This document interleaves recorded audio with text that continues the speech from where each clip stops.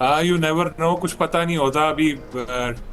वो के test match है, लेकिन इसमें भी कुछ पता नहीं होता, एकदम विकेटें गिरती हैं तो मामला पूरा चेंज हो जाता है। हम्म। और जब आपको चौथे जो बैटिंग करती है टीम, उसके लिए तो बहुत मुश्किलात होती हैं। फिर आखिरी दिन का खेल मुश्किल होगा पाकिस्तान को, फिर बैटिंग भी करना होगी। आई होप सरवाइव कर जाएंगे ये, हम्म। लेकिन अभी हम कुछ कह नहीं सकते, क्योंकि जो मैं लास्ट देख रहा था, 100 की उनको बांग्लादेश को सबकत मिलने वाली है। बहुत ही अगर ये बच बचा के भी खेले तो 300 से पहले तो क्या पाकिस्तान को बैटिंग देंगे, क्योंकि 300 भी खतरनाक स्कोर ही होगा। हम्म। क्योंकि जब किसी टीम को चेस करने होते हैं, एक टारगेट सामने हो तो ट्राई तो एटलीस्ट करती है। लेकिन अगर ये करने की कोशिश भी की तो पूरा दिन तो आज निकल जाएगा, पूरा दिन आज अगर निकला, कल अगर पाकिस्तान को खिलाया तो इतना आसान नहीं होगा आउट करना। तो देखें अच्छा। अभी क्या होता है, थोड़ी देर में सूरत हाल वाजे होगी। ये जो दो इस वक्त खेल रहे हैं, ये खतरनाक प्लेयर है, खासतौर पर शांतु जो है, इनको आउट करना होगा पाकिस्तान को जल्दी, उसके बाद ही पता लगता है खेल किस तरफ जाएगा। राइट। अच्छा, सलीम खालिद साहब, हमें कल के खेल के इख्तिताम पर तो ऐसा लगा कि मजबूत आगाज़ को बड़े टोटल में जो चेंज करने का ख्वाब था ना, वो कहीं बिखरता हुआ दिखाई दिया। और इंडिविजुअल परफॉर्मेंसेस की भी आगे चलकर बात करते हैं, आप क्या कहेंगे? आप बिल्कुल दुरुस्त फरमा रही हैं, ऐसा ही हुआ बिल्कुल कि जिस वक्त दोनों यंगस्टर्स अजान, ओवैस और अब्दुल्ला फजल की एक अच्छी बैटिंग हमने देखी, तो हमें लग रहा था कि जो सीनियर प्लेयर है वो भी बड़ी स्कोर करेंगे और पाकिस्तान लीड ले लेगा। क्योंकि अगर पाकिस्तान 100 रन की भी लीड ले लेता तो पोजीशन बहुत स्ट्रांग हो जाती है पाकिस्तान की ना। इस हम्म। वक्त बांग्लादेश प्रेशर में आया हुआ होता। लेकिन जिस तरह से हमारी आदत होती है, मिनी कोलैप्स हुए, 2 बार विकेटें गिरी हैं एक साथ, तो जिसकी वजह से हम लोग खसारे में ही रहे। लेकिन फिर भी शुक्र है कि कोई बहुत लंबा चौड़ा खसारा नहीं रहा, तो जिसकी वजह से गेम में बदस्तूर हम लोग इन रहे। लेकिन जो हमारे सीनियर प्लेयर्स की परफॉर्मेंस थी वो खासी खराब थी। और जिस तरह आपने इंट्रो में बताया था, अजान अवैस बहुत जबरदस्त उन्होंने इनिंग खेली। वो बंदा लगता है कि वो आगे जाएंगे। और देखें, अब्दुल्ला हो या अजान हो, ये दोनों डोमेस्टिक क्रिकेट की हमारी प्रोडक्ट हैं। हम्म। दोनों ने डोमेस्टिक क्रिकेट में बड़ा अच्छा परफॉर्म किया है। हाँ, आप जैसे दुरुस्त अजान, कह रहे हैं। अच्छा, हम इन्हीं की बात कर रहे थे कि जिस तरीके से जो परफॉर्म किया अजान ने और प्रूव किया कि उनकी सिलेक्शन बिल्कुल ज़बरदस्त थी, डेब्यू पर सेंचुरी, उस पर कमेंट करें। और दूसरा, इसके बाद फिर अब्दुल्ला फजल के 60 पर भी बात करते हैं। देखिए, अजान ने सियालकोट के रहने वाले हैं वो। डोमेस्टिक क्रिकेट में उन्होंने बड़ा अच्छा परफॉर्म किया, 10 सेंचुरियां ऑलरेडी वो बना चुके हैं वहां पर। और जब यहाँ पर आए तो वो जो 4 डे क्रिकेट का उनका तजुर्बा था वो काम आया। बहुत ही कॉन्फिडेंस से वो खेले और डेब्यू पे 100 करने में कामयाब रहे वो। लेकिन अब है ये कि इसको किस तरह आगे लेकर जाते हैं वो। जिस तरह अब्दुल्ला का अगर हम जिक्र करें, अब्दुल्ला ने भी बहुत अच्छी इनिंग खेली, कराची से उनका ताल्लुक है।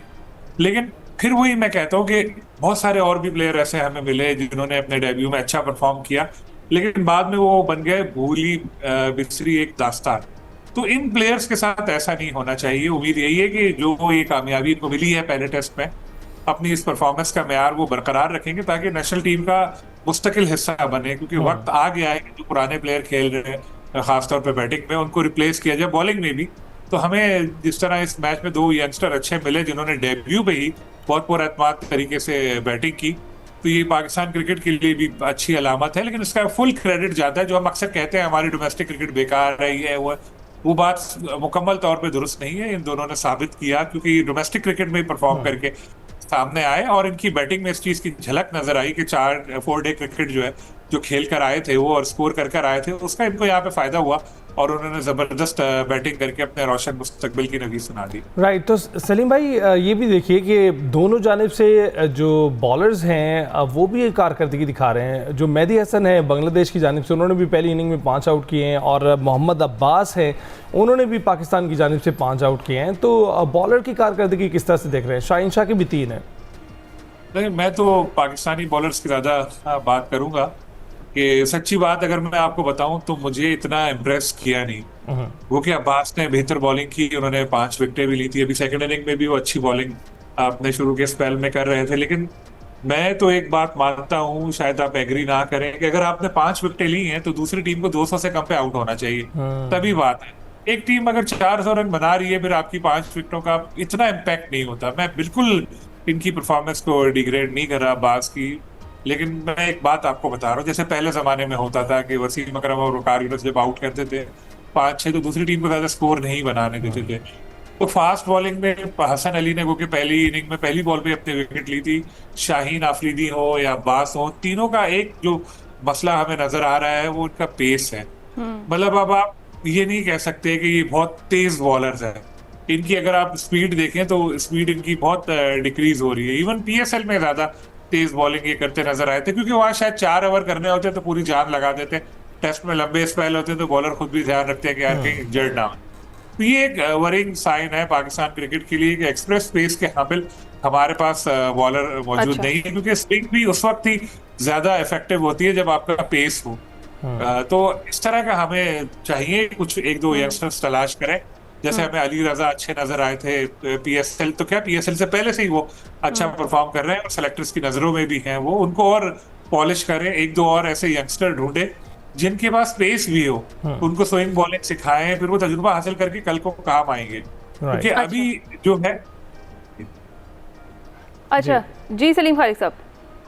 अभी हमें इस चीज में थोड़ा सा लैग कर रहे हैं कि एक्सप्रेस पेस वाला हमारे पास बॉलर हमें नजर नहीं आया, और स्पिनर जो है वो भी हमारे परफॉर्म नहीं कर पाए। अगर हम बांग्लादेश में देखें तो उनके स्पिनर आउट करे थे, यहाँ पर हमारे स्पिनर इतना अच्छा परफॉर्म नहीं कर पाए।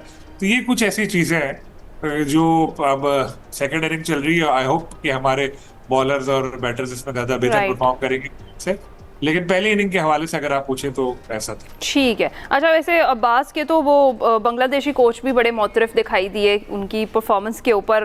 डेफिनेटली आप भी बात दुरुस्त करें। अच्छा सलीम खालिक साहब, हमने ये सुना है कि अब बाबर आजम ने प्रैक्टिस शुरू कर दी है और अगले टेस्ट में उनकी शिरकत का इम्कान भी है, तो ये कितनी खुशाइंद होगी उनकी एंट्री, और एक्सपेक्ट करें कि परफॉर्मेंस जो है वो वैसी की वैसी होगी जो हम देख रहे थे पीएसएल में?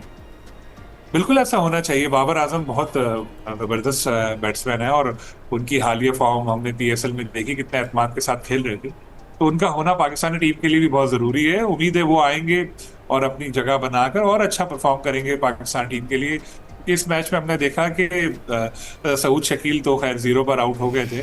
अगर हम रिजवान का भी देखें तो रिजवान अगर वो जो गलत शॉट उठाकर आउट हुए, जो टी20 में भी ऐसा शॉट नहीं मारते जैसे खेलते जैसे इन्होंने यहाँ खेला, तो शायद पाकिस्तान का बड़ा स्कोर बन जाता। तो होपफुली बाबर के आने से बेहतर होगा। लेकिन मैं देख रहा हूँ नेगेटिविटी भी बहुत बाबर के हवाले से है कि बाबर तो अनफिट थे ही नहीं। उन्होंने ग्रीन पिच देखी और वो बैठ गए। अब उन्होंने देखा कि बच्चा 100 कर गया तो वापस आ गया। ये कैसी लोग बातें करते हैं, बेवकूफ लोग हैं, तो क्रिकेट की समझ नहीं ये है। तो है। बाबर आजम कदीम क्रिकेटर है, इतने सालों से पाकिस्तान के लिए परफॉर्म कर रहा है, अब वो बांग्लादेश के बॉलिंग अटैक से डर कर बैठ जाएगा क्या? Exactly. ये मैं आप बिल्कुल वसूख से ये बात बता रहा हूँ, जो मेरी टीम में लोगों से कुछ बात हुई है कि उनका स्कैन आया था, जो किया था वो सही रिपोर्ट नहीं आई थी, घुटने में उनके मसला था जिसकी वजह से वो बाहर बैठे थे। लेकिन ये जो नेगेटिव लोग हैं वो उल्टी सीधी बातें फैलाकर इस चीज को बहुत सारे एक्स क्रिकेटर्स भी ये बात कर रहे हैं सलीम खालिक साहब। जेलस होते हैं ना, जो बाबर की कामयाबी से जो लोग जेलस होते हैं वो इस तरह की बातें वो कहते हैं जी इंक्वायरी बिठाएं। बस वो तो जो अच्छा, इंक्वायरी चले, की जो बातें भी- कर रहे हैं वो कौन है खुद? अब बेहतर हो जो भी हो। इंक्वायरी कमेटी का सरबराह। आपको पता है कि वो ये भी तनकीद करते रहते हैं कि बाबर अगर खेल रहे हैं, रिजवान खेल रहे हैं, तो अपने लिए ना खेलें बल्कि टीम के लिए खेलें और उसको जितवाने की कोशिश करें। अगर अपना कहीं पर कॉम्प्रोमाइज़ करना चाह रहे हो टीम के लिए तो वो उनको कर लेना चाहिए। तो बहुत बहुत शुक्रिया सलीम साहब। इस वक्त जो ताज़ा तरीन सूरत हाल थी पाकिस्तान बांग्लादेश सीरीज़ की, पहला टेस्ट है उसके बारे में तस्करा हो रहा था, उसके बारे में बात हो रही थी, और उसमें हम देखा है कि पाकिस्तान के पास अभी चांस है वापस इस टेस्ट में आने के लिए। तो देखते कि क्या होता है। ब्रेक के बाद हासिल करते हैं।